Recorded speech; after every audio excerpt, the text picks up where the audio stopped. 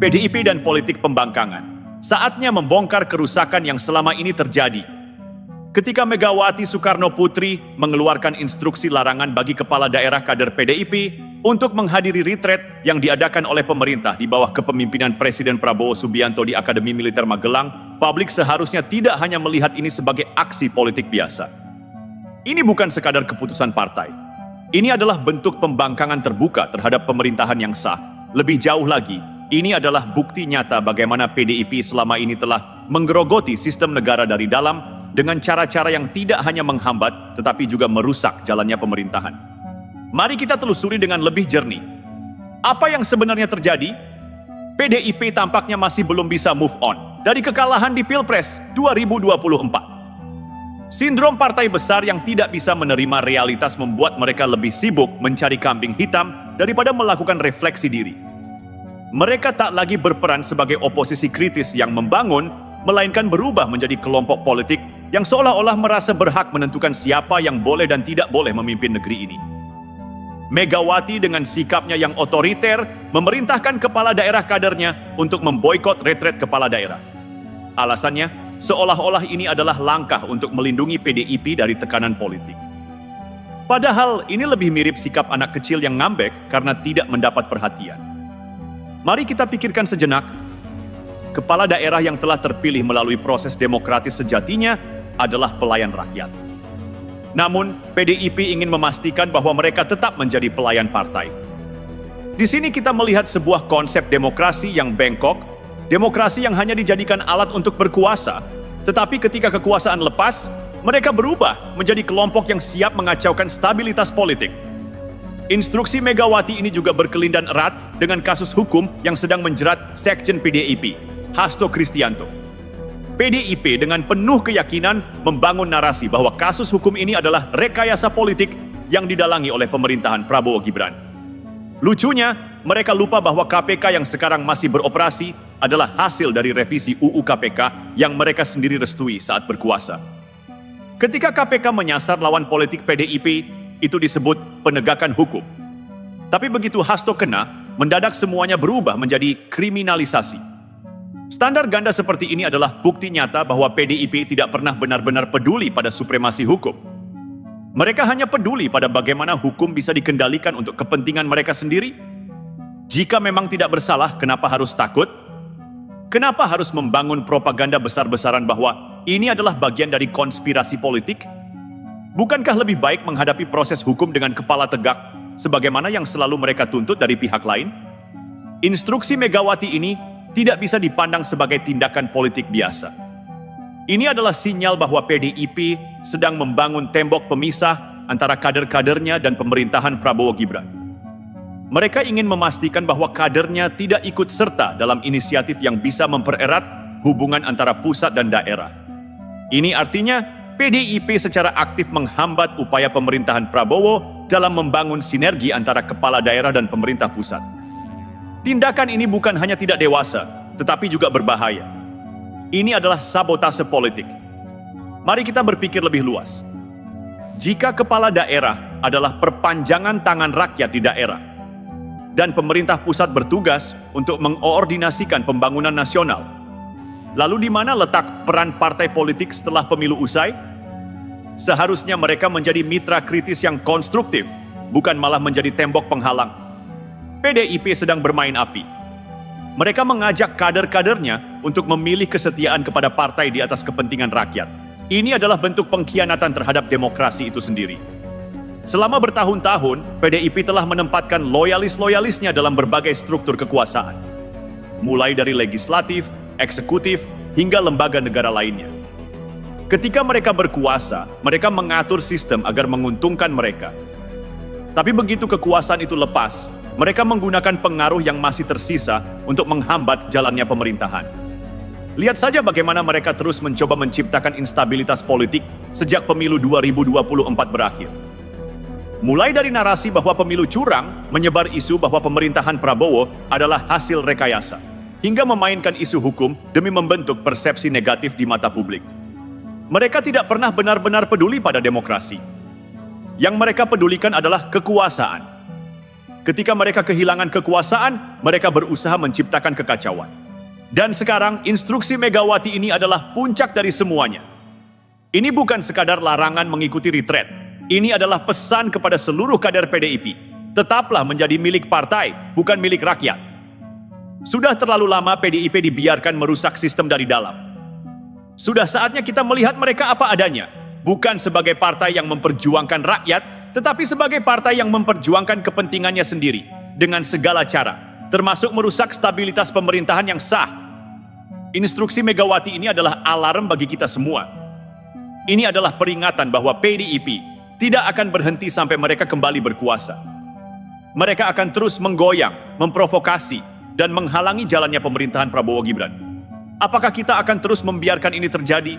Apakah kita akan terus diam ketika satu partai politik mencoba menjadikan negara ini sebagai alat permainan mereka? Inilah saatnya bersikap tegas.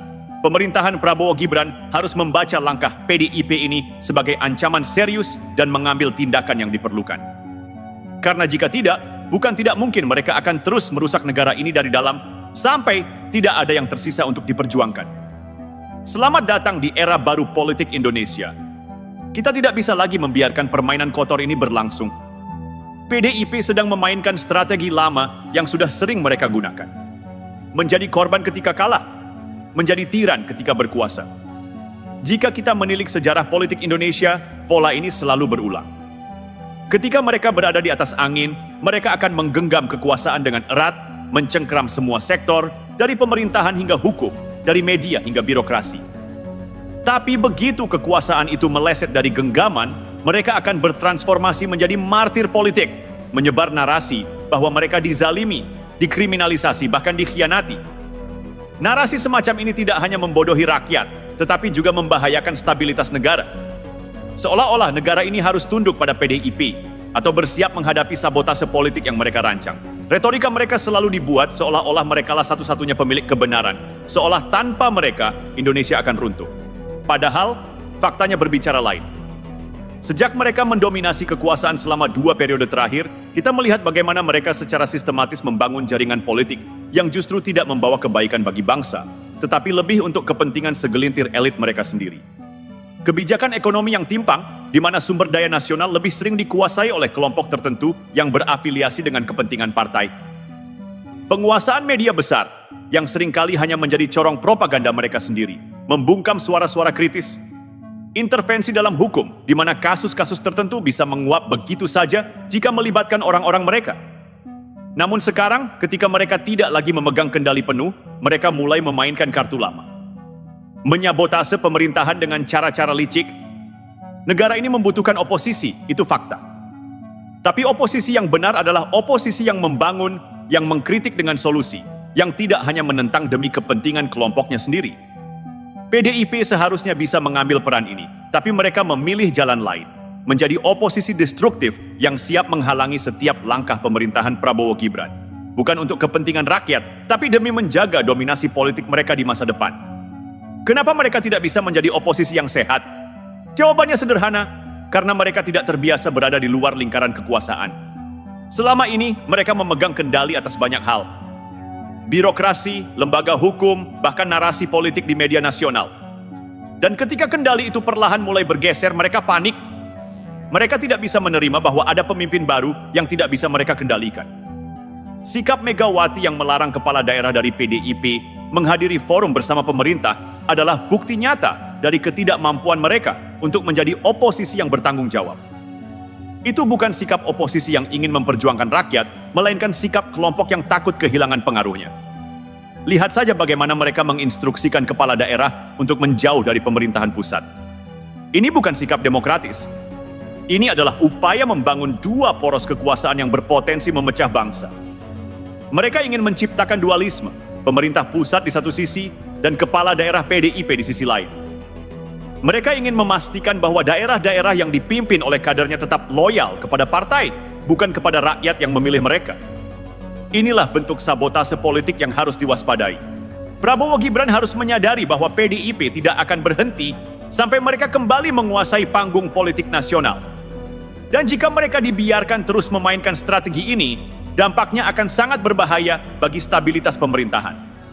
Pemerintah harus bersikap tegas terhadap segala bentuk pembangkangan politik yang mengarah pada disintegrasi nasional. Jangan biarkan negara ini menjadi sandera ambisi segelintir elit yang tidak rela kehilangan kekuasaan. Lalu, apa yang bisa dilakukan? PDIP sedang berusaha menciptakan narasi bahwa pemerintahan Prabowo Gibran tidak sah, tidak demokratis, dan bersifat otoriter. Satu-satunya cara untuk melawan ini adalah dengan transparansi dan komunikasi yang jelas kepada masyarakat, agar rakyat melihat sendiri siapa yang sebenarnya sedang bermain kotor.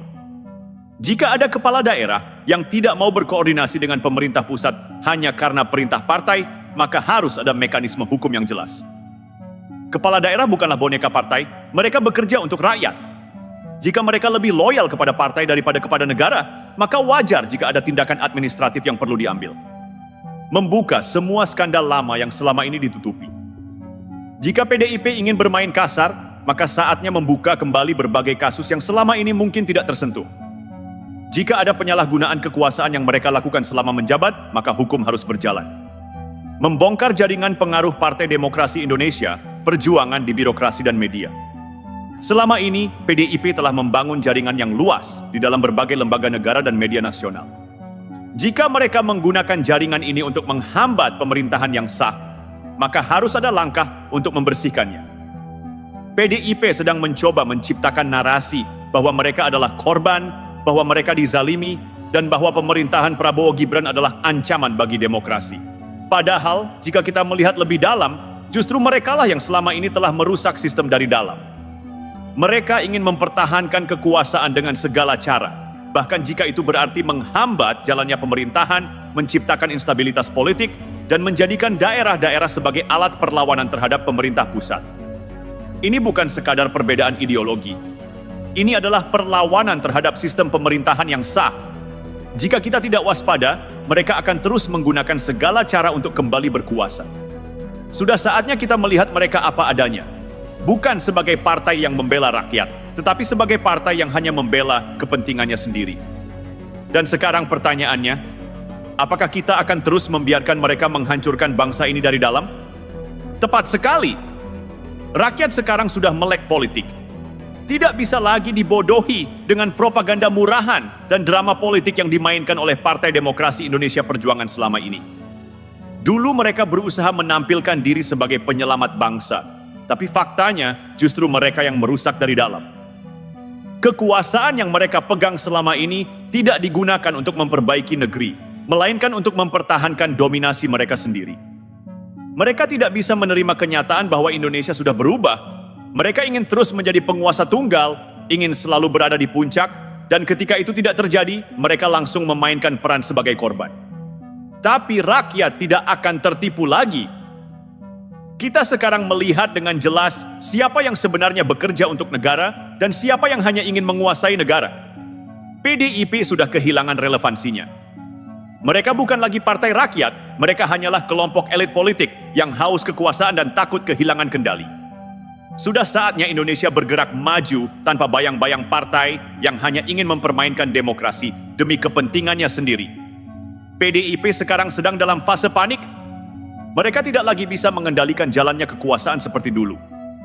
Kejayaan mereka perlahan runtuh, dan yang lebih menyakitkan bagi mereka, ini bukan karena kekuatan eksternal, tetapi karena keserakahan dan arogansi mereka sendiri. Lihat saja bagaimana mereka merespons pemerintahan Prabowo Gibran.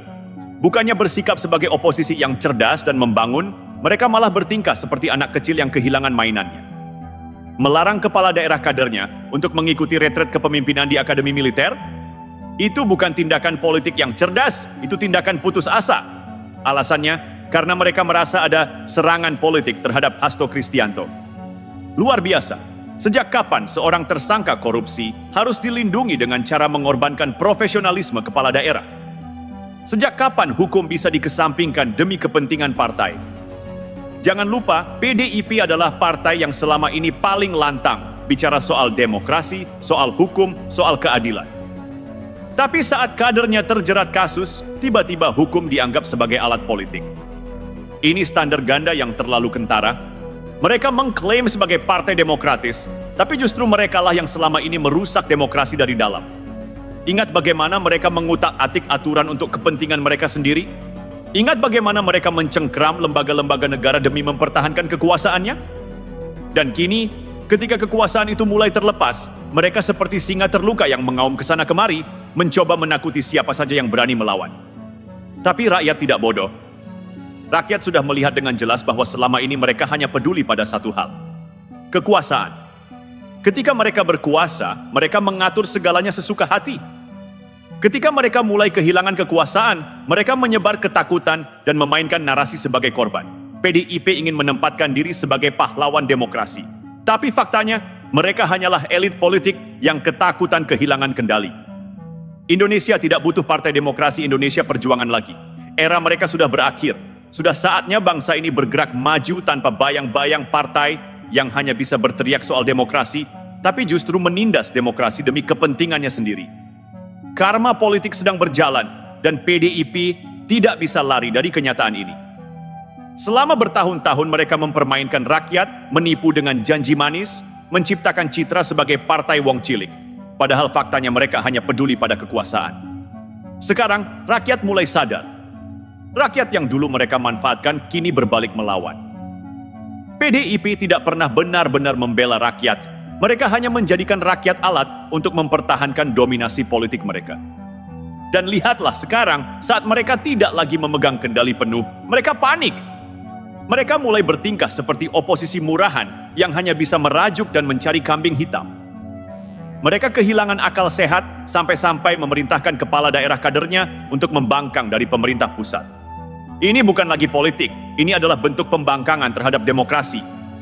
PDIP selalu berbicara tentang demokrasi, tapi mereka sendiri yang tidak bisa menerima hasil demokrasi ketika tidak berpihak pada mereka.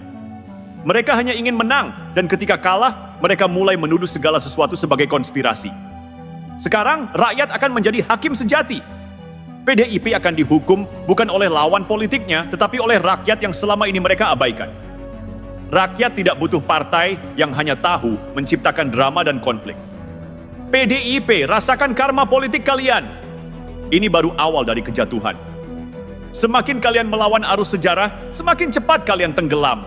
Jelas sekali sekarang, PDIP selama ini bukan penyelamat negeri, tetapi justru perusaknya. Mereka bersembunyi di balik jargon demokrasi dan kepentingan rakyat, padahal yang mereka perjuangkan hanyalah kekuasaan mereka sendiri. Saat mereka berkuasa, mereka mengendalikan hukum, menekan lawan politik, dan memastikan semua kebijakan berpihak pada kepentingan partai mereka.